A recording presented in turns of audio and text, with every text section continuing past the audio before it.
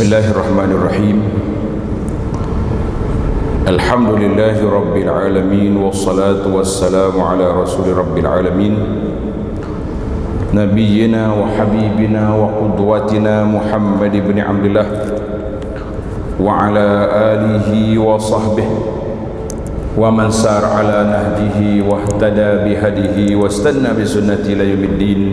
Amma ba'd. Yang dihormati Al-Fadhil Tuan Imam selaku pengacara majlis, pengurusi Hadirin Terkuasa Masjid Imam Al-Ghazali rahimahullahu taala, muslimin dan muslimat, para pencinta ilmu sekalian, Assalamualaikum warahmatullahi wabarakatuh. Alhamdulillah, syukur kita kepada Allah Azza wa Jalla kerana pada hari ini 18 Sya'ban 1444 bersama dengan 11 hari bulan 3 23, kita masih lagi diberi peluang oleh Allah Azza wa Jalla untuk berada di rumahnya dan berada dalam majlis ilmu yang kita akan bincangkan persiapan memahami ayat-ayat tentang puasa. Dia panggil tadabbur ataupun ta'ammulat, pemerhatian kita kepada ayat puasa. Jadi para jemaah sekalian, untuk sama-sama kita perhatikan, ana minta supaya jemaah yang ada Quran buka surah Al-Baqarah, surah Al-Baqarah ayat 183 184. Surah Al-Baqarah 183 184. Sama-sama kita tadabbur, kita renung apa yang Allah perintahkan kepada kita dan apa yang dibincangkan oleh para ulama tentang ayat ini. Apa yang dibincang oleh para ulama tentang ayat yang kita baca ini. Ayat 183 surah Al-Baqarah, kebetulan juga imam kita tadi pun baca ayat yang sama. A'udzubillahi minasyaitonirrajim. Ya ayyuhalladzina amanu kutiba alaikumusiyam kama kutiba alal ladzina min qablikum la'allakum tattaqun. Wahai orang-orang yang beriman, difardukan ke atas kamu berpuasa sebagaimana difardukan ke atas orang-orang yang terdahulu daripada kamu. Apa tujuan puasa itu? La'allakum tattaqun, supaya kamu menjadi orang yang bertakwa. Jadi para jemaah sekalian, ada beberapa perkara pemerhatian yang kita kena perhatikan tentang ayat puasa. Yang pertama, kalau tuan dah buka mushaf tu, tengok ayat puasa dimulai dengan ya ayyuhallazina amanu kutiba alaikumusiyam. Ayat berapa tu? Ayat 183. Ayat 183 surah Al-Baqarah. Kemudian dia lanjut pergi surah Al-Baqarah, dia pergi kepada ayat mana? Dia pergi kepada ayat 187. Tengok, dia pergi pada 187. Maknanya ayat puasa ni duduk di satu ayat. Ayat puasa Allah SWT letak di mana? Satu tempat. Tidak macam ayat lain banyak tempat, tapi ayat puasa ni satu tempat je. Jadi para jemaah sekalian senang untuk memahami, untuk kita tadabbur, untuk kita perhatikan. Daripada ayat 183, tuan-tuan tanda dia pergi sampai kepada ayat 188. Tamat ayat 188, datang pula ayat 189 sehingga ayat 193, sehingga ayat 195. Itu ayat tentang peperangan, waqatilu fi sabilillah. Artinya Allah Ta'ala letak ayat puasa ni satu tempat untuk rekod para pelajar pencinta ilmu. Kita tanda ayat puasa dalam Quran disebut sebanyak 14 kali. Kalimah as-siyam, kutiba alaikumusiyam, ada 14 kali. Kemudian Allah SWT sebut ayat puasa ini duduk di mana? Duduk di tempat yang bersama dengan ayat perang bermakna puasa berperang dengan nafsu, al-qital berperang dengan orang kafir. Di sini para ulama tadabbur, ulama ta'ammul, dia perhatikan para jemaah sekalian, apa mereka kata? Dia kata Allah Subhanahu wa taala nak supaya kita perhatikan musuh kita ni ada dua kategori. Musuh kita ada berapa? Ada dua kategori. Yang pertama musuh dalaman, musuh dalam kita. Siapa dia musuh dalam? Musuh dalam kita iaitulah syaitan, nafsu, dua lagi kita. Tapi kalau kita tak tangani dia, dia akan lawan kita. Maka nak lawan nafsu, di antara cara yang Allah didik kita lawan nafsu, tak makan. Kita dengan benda lain boleh tahan, tak ada rumah sendiri boleh sewa rumah, duduk di rumah sewa sampai ketua, duduk di kuartus rumah kerajaan sampai pencen boleh. Tapi makan tak boleh pinjam orang, kita kena makan sendiri. Maknanya nafsu makan tu besar, kedudukan dia pun berat. Maka Allah nak didik kita ialah dengan berpuasa. Tak ada satu ibadat dengan tak makan ini kecuali untuk Allah saja. Orang tak ada bertakarrub, nak mendekatkan diri kepada makhluk dengan tak makan, tak ada. Contohnya kita hari ini dipanggil ke istana, kita pergi, kita puasa. Tuanku dah siapkan makanan yang sedap, yang lazat, tiba-tiba kita kata maaf, saya puasa. Itu tidak bertakarrub. Takarrub ila Allah azza wa jalla hanya dengan tak makan ini, bila hanya kepada Allah azza wa jalla saja. Baru ni saya pergi umrah, kita juga maklumkan kepada jemaah, cukur kepala, botakkan kepala ini menjadi suatu ibadat bila dua tempat. Tempat yang pertama, apabila kita mula-mula keluar daripada perut ibu, hari yang ketujuh, yauma sabihi, pada hari yang ketujuh itu dicukurnya kepala, imatatul adha, diberinya nama. Ada kata dia apa ni, dinamakan dia pada hari tujuh, akikahkan dia. Satu lagi waktu kita beribadat dengan cukur kepala ketika haji dan umrah. Itu ibadat cukur kepala ni, haji umrah. Kalau ada orang dengan sebab menang bola cukur kepala, itu tak masuk. Kalau dia menazar pun tak payah cukur, sebab dia panggil benda lara je tu. Menazar nak berjalan ke Putrajaya, suruh dia naik bas, itu semua dia panggil laghu nazar. Yang kita beribadat, bertakarrub dengan tak makan hanya kepada Allah azza wa jalla. Ada juga dia kata geng-geng mogok lapar dalam penjara, itu tak masuk, tidak masuk dalam ibadat, itu masuk dalam kerja buat dia. Maka di akhir ayat Allah Ta'ala sebut la'allakum tattaqun, satu. Kemudian ayat juga Allah Ta'ala sebut la'allahum. Tengok kenapa dia sebut la'allakum dan juga la'allahum. Di akhir ayat 187 la'allahum yattaqun. Awal ayat la'allakum tattaqun, kata di ulama ta'amul, li tu'ti isyarah. Allah Ta'ala nak bagi isyarat bahawa kamu yang menerima syariat Islam ini, puasa itu untuk bertakwa.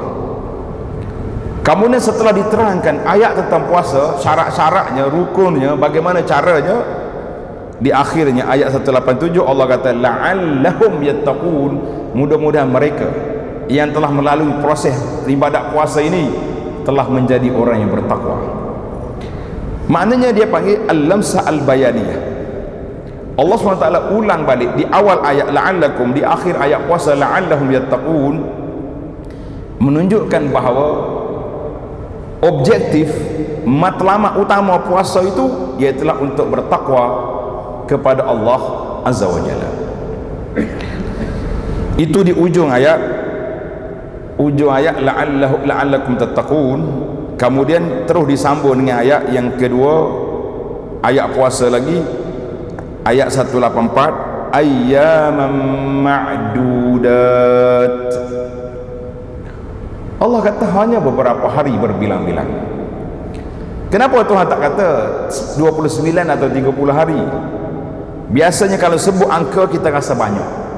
30 hari panjang tu, lama masa tu. Tapi kalau kata ayyamin ma'dudat, hanya beberapa hari je, hanya beberapa hari. Kerana itu para ulama, ada juga riwayat hadis membahagikan puasa 3 fasa: 10 terawal, 10 yang kedua, 10 yang ketiga. Bagi 3. Kenapa dia bagi 3? Sebab supaya manusia ni kalaulah terlepas fasa 1, ada fasa 2. 20 hari tengah masih lagi belum dapat keampunan Allah, kamu ada fasa yang ketiga. 30 berlalu, kamu belum dapat keampunan Allah. Ketika itulah datangnya sabda Nabi sallallahu alaihi wasallam, raghima anfur rajulin, malu besar mana-mana manusia, hamba-hamba aku ni, laki-laki termasuk yang perempuan, dakhala alaihi Ramadan datang, fansalakha, berlalunya Ramadan, falam yughfar lah, dia tidak mendapat keampunan Allah azza wa jalla. Maka Allah Ta'ala sebut kepada kita dalam ayat ini ayyaman ma'dudat, hanya hari yang berbilang-bilang. Berapa hari? Ramadan ni sama ada 29 hari atau 30. Dia tak ada 28, tak ada 31. Yang ada 28 ni bulan Februari, macam kita tahun lepas, baru ni 28. Nah, yang ada 31 bulan Ogos dan beberapa bulan lain. Qamari tak ada, dia ada 29, 30. Maka kata di para ulama balaghah, al-ta'bir, kenapa Allah SWT gunakan perkataan ayyam ma'dudat? Allah tak kata syahran, puasa sebulan kita rasa lama. Kalau kata hari-hari yang berbilang-bilang, sebab Allah Ta'ala nak ringankan perasaan kita. Allah, berapa hari je puasa, bukan lama pun, sehari, akhir sekali raya. Yahudi ketika memperlekehkan bahawa mereka akan masuk neraka, dia kata apa? Lan tamassanan nar illa ayyaman ma'dudat. Alah, kalau masuk neraka beberapa hari je. Itu maknanya dia panggil nak memperkecilkan bilangan ayyam ma'dudat, ma'dudah. Itu dipanggil bahasa, penggunaan bahasa Allah Subhanahu wa taala yang maha kaya, nak bagi dari sudut psikologi supaya kita hamba Allah Ta'ala ni tidak rasa berat, tidak rasa terbeban. Tadi dalam di awal ayat tadi telah kita bincangkan bahawa orang dulu pun dah kena. Seorang tokoh ahli tafsir, At-Tahir Ibnu Ashur rahimahullah, dalam tafsir dia kata Allah Ta'ala takbirkan Ramadan bilangan hari bi ayyam. Ayyam dia panggil jam'u qillah, banyak menunjukkan sikit, dan juga disifatkan ma'dudat, beberapa bilangan saja, juga jam'u qillah, tanwihan, nak beritahu kepada orang mukallaf, kita mukallaf, bahawa bilangan hari itu sedikit. 30 hari daripada 360 hari, tak rasa banyak, tidak rasa banyak. Itu satu dari sudut ilmu psikologi. Jadi kita ni jangan besarkan. Kita kata tuan-tuan, kita semua diwajibkan zakat. Alah, banyak mana zakat? Kalau kita ada 40 juta, zakat 1 juta je. Jadi nampak kecil. Tapi kalau harta kena zakat banyak, jadi kita rasa besar. Dalam kaedah lain disebut oleh Allah, wala tamnun tastakthir. Kamu jangan mengungkit, jangan bilang, hitung, kamu rasa banyak. Ya. Di sinilah kata di para ulama tadabbur, ulama Islam, dia kata apa? Kalau kita buat kebajikan, jangan dihitung banyak sangat. Bila kita hitung, kata Allah, banyak aku bulan ni, Masya Allah, 1000 dah sedekah. Budaya kita sedekah setiap kali masuk masjid, setiap kali jumpa orang pakai miskin, setiap kali jumpa orang susah, bagi je, tak usah hitung. Kalau gitu kita rasa banyak. Wala tamnun tastakthir. Tapi kalau kita buat salah dengan orang, kita kena ingat, Kata orang kita buat baik pada orang dilupai supaya kita tak mengungkit. Tapi ingatlah, kalau kita buat salah dengan orang, kita kena ingat supaya tak berulang. Ingat kata-kata hikmah ni. Mana-mana kebaikan yang kita buat kepada orang kita lupakan.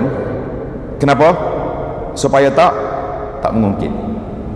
Mana-mana kesalahan yang kita buat kepada orang kita jangan lupa. Kenapa? Supaya tidak diulangi. Itu. Kita ni terbalik. Kalau orang buat salah kita tu lah kita ingat.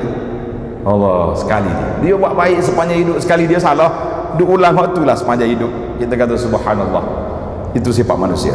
Baik, tengok ayat. Faman kana minkum maridan aw ala safarin fa'iddatun min ayamin ukhra. Baru je sebut tentang puasa beberapa hari, Allah Ta'ala bagi, dia panggil ayat macam bahasa sekarang, auto line, cross line. Siapa dia sakit atau ala safarin, sedang bermusafir, fa'iddatun min ayamin ukhra, dia boleh buka semula, boleh buka puasa dan ganti pada hari lain. Jadi kata di para ulama, hadza bayanun, ini penjelasan tentang rukhsah. Takut tuan-tuan duk mikir panjang fikir, kita puasa ni berat ni, kita nak musafir. Kalau orang sakit kena puasa macam mana? Mati ramai di bulan Ramadan. Rupanya tak ada orang mati ramai di bulan Ramadan. Orang mati di luar Ramadan ramai juga. Sebab apa? Sebab faman kana minkum maridan, siapa dia sakit. Tengok ayat di tangan tu, dia tak kata maradan, maridan, mim ra ya dha, maridan, siapa di kalangan kamu yang betul-betul sakit. Kalau Allah kata maradan, asalkan sakit je boleh buka puasa. Kenapa makan? Ala rasa pening kepala. Kenapa makan? Berjalan tadi terlanggar batu, berdarah ibu kaki, makan. La.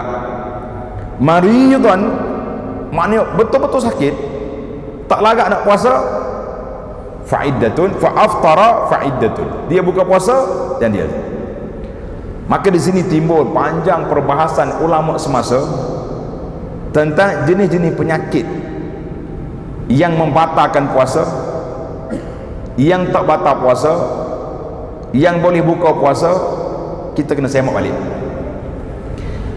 Allahumma yu'afina jami'an. Allah Ta'ala selamatkan kita. Banyak penyakit-penyakit baru sekarang ni perlu kepada perubatan siang hari Ramadan. Contohnya, kita perlu kepada injek, pergi hospital kena suntik. Orang yang terlibat dengan asma, kadang-kadang dia sesak nafas, dia guna inhaler. Orang yang kena dialisis, bagaimana keadaan mereka? Jadi kita rujuklah kepada fatwa masing-masing. Sudah ada jawapan-jawapan yang telah diputuskan oleh para ulama tentang masalah maridan, siapa orang sakit yang boleh buka puasa, siapa orang sakit yang tak layak untuk buka puasa. Itu ada ayat dia yang kita kena perhatikan. Bukan semua sakit, karena Allah Ta'ala sebut maridan maknanya betul-betul sakit. Tapi ada kelonggaran, rasa sakit buka, tak ada sampai mati ke diri. Kenapa dia mati? Puasa bulan Ramadan mati lah. Ini dia panggil taisir. Yuridullahu bikumul yusra. Di akhir ayat Ramadan Allah Ta'ala sebut yuridullahu bikumul yusra, Allah nak kamu senang, Tuhan tak nak kamu susah. Tapi kita boleh buka puasa. Tapi yang menyusahkan kadang-kadang fatwa kita sendiri, yang menyusahkan, benda tak susah, kita susah, maka jangan. Karena itu anda tengok fatwa peringkat antarabangsa ulama-ulama Islam ni, mereka telah menyenaraikan perbuatan-perbuatan yang berkait dengan perubatan yang tak batal puasa. Boleh kita injek di siang hari Ramadan, dan banyak lagi lah perkara-perkara yang kita tak sempat masa untuk nak huraikan dalam perbincangan yang ringkas ini. Maka yang kedua, musafir. Orang musafir setakat mana dia boleh buka puasa? Kita musafir zaman kita ini senang ke susah? Musafir zaman kita ini senang. Naik kereta ikon, naik kapal terbang relax, ya tak ada apa, boleh tidur, boleh berehat, sejuk. Tak. Adakah masih lagi peluang berbuka puasa? Seorang tokoh ulama Islam, nama dia Imamul Haramain, tanda nama ni Imamul Haramain rahimahullahu ta'ala, ditanya zaman dia tu, bukan zaman kita, zaman lebuh raya tak, zaman dia. Dia kata, Tuan Syekh, zaman kita sekarang ni banyak dah kemudahan-kemudahan yang diberi. Boleh kena kita ambil, boleh ke ambil rukhsah musafir? Tok Syekh kata apa? Dia kata musafir itu sendiri menunjukkan kepada kesusahan. Cuma musafir mana yang kita boleh buka puasa? Ada kata 2 marhalah, ada kata lebih lagi, ada kata masyaqqah. Jadi tuan-tuan boleh tengok dalam kitab lebih panjang. Yang penting orang musafir, cuma bukan free, buka berganti, itu masalah. Kalau orang musafir boleh buka puasa, kemudian tak ganti, sukalah kita tak? Puasalah kampung ni bulan Ramadan. Mana puan Datuk, mana orang ni tak ada musafir, jadi dekat raya balik puasa 2 hari kat rumah. Tapi Allah Ta'ala apa? Fa'iddatun, ganti pada hari lain. Sekarang ni kita nak tanya tuan-tuan, khususnya puan-puan yang dipaksa syar'i, uzur syar'i kata orang, kena buka puasa pada bulan Ramadan. Mana senang? Suka tak boleh buka puasa? Suka? Tak apa nak suka, dia kata. Sampai minta nak makan ubat setengah, nak makan pil supaya boleh puasa. Sebab Allah kata fa'iddatun, ada masa lain. Ada juga dalam kuliah wanita, dia tanya, dia kata, Ustaz, apa hikmahnya Allah Ta'ala bagi kata wanita ni tak boleh solat tapi tak payah ganti? Allah paksa kita tak puasa tapi kena ganti. Kenapa puasa tak jangan solat? Sedap juga soalan dia tu. Tak. Kita kata puasa berulang hanya setahun sekali. Mungkin dia tinggal seminggu, 10 hari, paling maksima pun dalam fiqh Syafi'i 15 hari je, tak lebih pada tu. Jadi nak ganti tu kita ada 330 hari lebih lagi depan dia, boleh ganti lah. Mana kalau ganti sebulan 1 hari pun dah selesai qada puasa. Tapi kalau solat yaumiyan, setiap hari 5 kali. Jadi kalau bulan ni dia tinggal 10 hari, mana dia kena qada 50 hari, 50 waktu. Bulan depan 50 pula. Benar. Jadi Allah Ta'ala yang maha kaya, rahmat dia kepada hamba dia, kesian belah dia kepada hamba dia, dia tak beri yang berat kepada kita. Supaya apa? Supaya kita buat yang munasabah. Jadi oleh kerana puasa hanya setahun sekali sebulan, tinggal pula 10 hari daripada 300 hari lebih, logik awak ganti puasa. Itu satu jawapan dari sudut syar'i. Satu lagi jawapan dari sudut amali. Ketika tak boleh solat, banyak kerja sebenarnya muslimat itu boleh buat. Waktu ni lah kita nak kemah rumah, kain-kain baju anak-anak yang bersepah tak sempat nak simpan, sibuk nak pergi masjid, sibuk nak solat contohnya. Waktu ni lah waktu kita simpan. Dia kata, Ustaz mana tahu kita tak boleh solat, kita uzur. Mood tak bagus, macam-macam dia ada mood, kita kata tak apalah, kembalilah kepada diri masing-masing. Yang penting dari sudut hukum hakamnya, tak boleh kita puasa apabila datangnya keuzuran haid syar'i, ataupun boleh buka puasa bagi orang yang uzur. Maka di sini ada satu perkara yang saya nak sentuh sedikit kepada para jemaah sekalian, iaitulah ayat yang berikutnya. Allah kata apa? Baik, sebelum kita pergi, kata di Syekh Ibnu Ashur rahimahullah, dia kata ayat yang pertama tadi, faman kana minkum maridan, kemudian diulang balik ayat yang akan datang ni, wa man kana maridan, kalau siapa dia sakit. Sepatutnya ayat yang kedua tu tempat dia, tapi kenapa diulang awal? Kenapa diberitahu awal tentang sakit ini? Tengok, wa man kana, tengok ayat yang kedua, wa man kana maridan aw ala safarin fa'iddatun, yakni faman kana minkum maridan, siapa di kalangan kamu yang sakit. Tapi ayat yang kedua, wa man kana maridan. Maka di sini kata di para ulama, quddimal isyarah. Kenapa Allah Ta'ala sebut cepat? Supaya orang sakit ni tak mikir, aku ni Tak larat ni nak puasa. Bila tak larat apa nak jadi? Boleh mati bulan Ramadan? La, Allah kata tak. Fa'iddatun, boleh buka pada hari lain. Maka supaya kita tidak taqarrara huna, Allah Ta'ala ulang kali yang kedua setelah datangnya ayat puasa, syahrul Ramadan allazi unzila fihil Quran. Ini dia panggil kesan balik umrah ni dia jadi batuk. Kalau haji kuat lagi dah.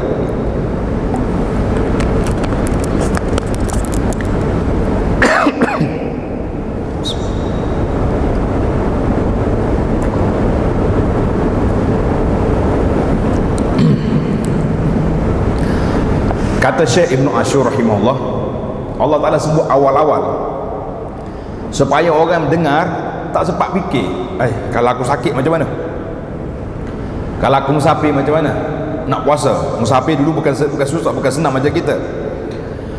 Maka dijawab dua kali ulang supaya kita tidak berfikir tentang yang pertama. Baik, maka di sini Allah Ta'ala sambung ayat wa 'alal ladzina yutiqunahu fidyatun ta'am miskin, ta'amu masakin, ta'am miskin. Siapa dia mampu, ini tanda tuan-tuan, ini dia panggil ayat di awal Islam. Siapa dia mampu, dia boleh pilih nak puasa ke nak bayar fidyah. Bayar fidyah tu macam mana? Satu hari secupak, mud dia panggil satu cupak, sehari secupak kita boleh bayar. Jadi itu peringkat awal lah, dia panggil tadarrus. Mana orang yang mampu boleh bayar, orang yang tak mampu kena puasa.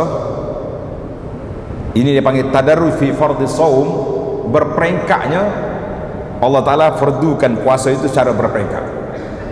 Supaya apa? Supaya tak rasa berat. Tapi kita kena ingat lah, kita kena ingat apabila datang ayat yang berikutnya, faman syahida minkumus syahra falyasum, bila mari ayat ni tak ada pilihan lagi, tak ada lagi saya nak puasa, saya nak bayar, tak ada. Cuma timbul lagi, adakah ayat ini mansuh? Wa 'alal ladzina yutiqunahu fidyatun, ayat ini mansuh ke tidak? Ada setengah ulama kata mansuh dengan ayat syahrul Ramadan allazi unzila fihil Quran, faman syahida minkumus syahra falyasum. Tapi Sayyidina Abdullah bin Abbas dia kata tak mansuh. Ayat ini masih terpakai kepada orang tua yang tak larat nak puasa. Dengar ni muslimin dan muslimat, banyak juga soalan ni. Dia kata saya ada ayah, ada atuk, nenek tak larat nak puasa. Kalau dia puasa pun mungkin sampai jam 10 lembek. Paksa kena makan ubat, paksa kena makan makanan. Maka Ibnu Abbas kata ayat ini, ayat fidyah ni, boleh pilih nak puasa dengan nak fidyah ni, masih terpakai kepada orang-orang tua yang tak larat. Orang tua yang tak larat, kita boleh guna lagi ayat ni kepada dia. Sekarang ni dari sudut orang yang sakit, orang tak larat nak puasa, dia boleh bayar fidyah sehari secupak. Secupak ni lebih kurang 700 gram zaman kita sekarang ni. Bayar setiap hari. Tapi jangan buat sakit. Saya tak larat ni, jalan sana sini boleh, nak puasa tak larat lah. Jangan tipu diri, jangan tipu Allah Azza wa Jalla. Betul-betul tak larat boleh buka puasa, dan dia tak payah qada, dia tak perlu qada lagi, cukup dengan bayar. Cuma bagi kita yang sihat-sihat walafiat ni, kalaulah tertinggal tadi puasa kerana sakit, kemudian lepas Ramadan kita dah sihat, maka kita kena qada. Kecuali orang yang sakit berterusan. Tanda dia tuan-tuan, orang yang sakit berterusan macam orang kena stroke. Afanallahu wa iyyakum. Allah Ta'ala selamatkan kita, keluarga kita, orang yang kita sayangi daripada penyakit yang berat-berat. Tahu di Ramadan dia sakit, sakit dia berterusan sampai dia mati. Adakah kita kena fidyah, kena qada untuk dia? Maka di sini Al-Imam Nawawi rahimahullah taala dalam majmu' kitab dia Al-Majmu', dia kata tak payah bayar. sebab dia tak ada masa untuk qada. Dia tak ada masa untuk qada. Jadi gugurlah, saqata anhu, gugur daripada dia. Tapi ada setengah anak-anak ni dia tak puas hati. Tak apalah ustaz, saya bayarlah juga 30 hari, bukannya banyak. 30 hari 30 cupok, satu hari 700 gram, sebulan baru berapa? Berapa? 200. 700 gram kali dengan 30, 200, 2000, jadi berapa kapik berah baru? Sikit sangat dibayar. Kita kata itu lebih selamat, tapi dia sudut syariat begitu. Cuma bila kita nak kira, ustaz-ustaz kita ni kalau orang mari nak kira fidyah, kena detailkan dulu dia ni sakit, ada masa ganti ke tak ada masa ganti. Ada setengah orang tu dah sihat dah, orang sihat walafiat, tapi tak ganti juga. Itu kena. Kita kata alhamdulillah para jemaah sekalian, Islam ni memberi kepada kita kemudahan yang begitu banyak dalam masalah fidyah, dalam masalah. Cuma sekarang ni timbul lagi soalan. Tengok dalam ayat ni, kita habiskan ayat dulu. Faman tatawwa'a khairan fahuwa khair. Allah kata faman tatawwa'a khairan, siapa dia buat suka hati dia ya kebajikan. Ulama kata man zada fil it'am, sepatutnya Allah Ta'ala sebut kata ta'am miskin, beri makan seorang miskin. Mana secupak beras kita bagi berapa? Satu kantang bagi. Orang lain bagi 700 gram, kita bagi 3 kilo contohnya, tambah lebih, fahuwa khairullah, itu baik. Maka di sini siapa kau orang miskin? Ni di sini orang miskin, definisi miskin mengikut dalam ahli tafsir, dia kata man la yajidu syai'an, siapa dia yang ada pendapatan tapi tak cukup, itu dipanggil miskin. Orang fakir lebih rendah daripada miskin lagi. Contohnya orang ni dapat gaji 1000 sebulan, tapi anak dia ada 10, cukup lah 1000 dengan 10 orang anak? Tak cukup. Maka orang ni berhak untuk menerima fidyah, termasuklah terima zakat, boleh bagi. Tapi kalau miskin lebih teruk, fakir lebih teruk lagi. Jadi setengah ulama dia buat dalil dengan ayat surah Al-Kahfi, ingat tak? Wa ammas safinah, kan tuan punya kapal tu hak dipecah oleh Khidir tu, fakanat limasakin, dia kata bahtera itu kepunya orang miskin. Dia ada kereta macam kita kenal, dia ada kereta private sapu, kau buat bertaksi kau ikutlah, tapi tak cukup belajar, itu dipanggil miskin. Tapi yang kata fakir itu lebih rendah. Maknanya orang-orang yang kita nak beri fidyah tadi kena pastikan dia tu miskin ataupun dia fakir. Dia miskin atau dia fakir, maka orang tu yang layak menerima fidyah. Tapi Allah kata apa? Faman tatawwa'a khairan fahuwa khairullah, siapa dia beri lebih baik. Tapi waktu pilihan, wa antasumu khairul lakum, kalau kamu puasa itu lebih baik daripada bayar fidyah, lebih baik daripada beri sumbangan ataupun lebih daripada yang kamu buat. Sebab apa? Sebab puasa itulah yang disyariatkan oleh Allah Azza wa Jalla supaya kita lakukan perkara yang telah disyariatkan oleh Allah Azza wa Jalla. Kerana itulah Allah Ta'ala sebut in kuntum ta'lamun, kalau kamu tahu.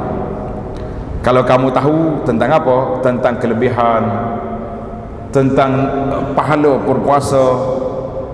Puasa sunat saja disebut dalam hadis Nabi sallallahu alaihi wasallam, siam yaum fi sabilillah, man shama yauman fi sabilillah, siapa dia berpuasa satu hari je pada jalan Allah, ba'adallahu wajhahu 70 kharifan anin nar, Allah Ta'ala jauhkan dia 70 tahun daripada api neraka. Mana jauh jarak dia. Kaifa, bagaimana pula dengan puasa Ramadan yang difardukan oleh Allah Azza wa Jalla, yang menjadi rukun Islam. Jadi kita kata tentulah lebih besar pahala.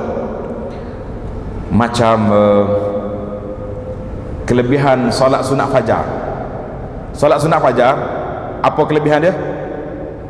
2 rakaat fajar lebih baik daripada dunia diisi kandungan. Itu sunat. Bagaimana pula dengan fardu fajar? Tentu sudah tentu lebih besar Dalam hadis Nabi kata, man sallal fajra fahuwa fi zimmatillah.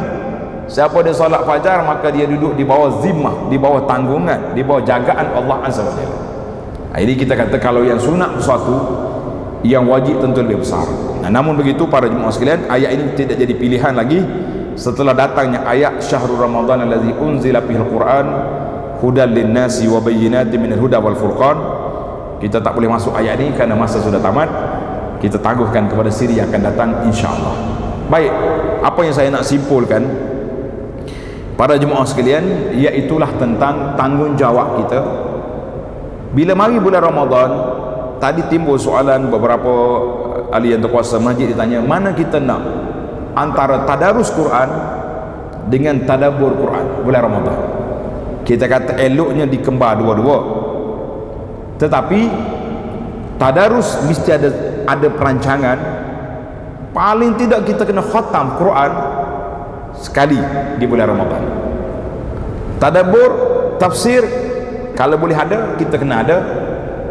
Oh, dia kata, ustaz, kita lebih baik tadabbur daripada tadabbur pun tak habis juga. Kalau setakat sebulan satu ayat baru 30 ayat. Tapi Ramadan ini musim khairat, musim dia panggil syahrul Quran, yang kita nak memperbanyakkan baca Quran, lebih-lebih lagi pada waktu malam. Jadi alhamdulillah para jemaah sekalian, Allah SWT anugerahkan kita musim yang besar, masa yang amat berharga, masa yang amat berguna. Ini adalah kita isikannya dengan sebaik mungkin dan sebanyak mungkin. Karena itu insya-Allah nanti lepas azan ni kita akan bagi beberapa tip sebagaimana yang disebut dalam tajuk kita ini, persiapan menyambut Ramadan insya-Allah taala.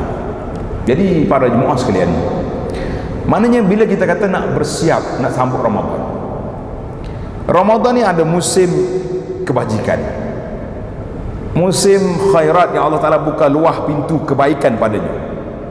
Sebab apa? Sebab syaitan-syaitan diikat, syaitan-syaitan yang nakal-nakal, jin-jin yang nakal dibelenggu. Yang ada depan kitanya kembali kepada tadi. Di awal ayat kita kata, kenapa ayat puasa duduk sekali dengan ayat jihad? Kenapa? Sebab puasa dan didik nafsu, jihad lawan kafir, musuh menentang Islam lebih besar. Tapi jangan pandai lekeh. Alah, lawan nafsu pun kalah juga, lawan nafsu pun takut juga. Kita kata orang yang boleh lawan nafsu, dia juga orang yang boleh pergi berjihad fisabilillah insya-Allah. Setakat itu dulu untuk tadabbur pada ayat 184 yang kita bincangkan ini insya-Allah. Subhanakallahumma wa bihamdika asyhadu an la ilaha illa anta astaghfiruka wa atubu ilaik. Wa sallallahu ala nabiyyina Muhammadin wa ala alihi wa sahbihi ajma'in.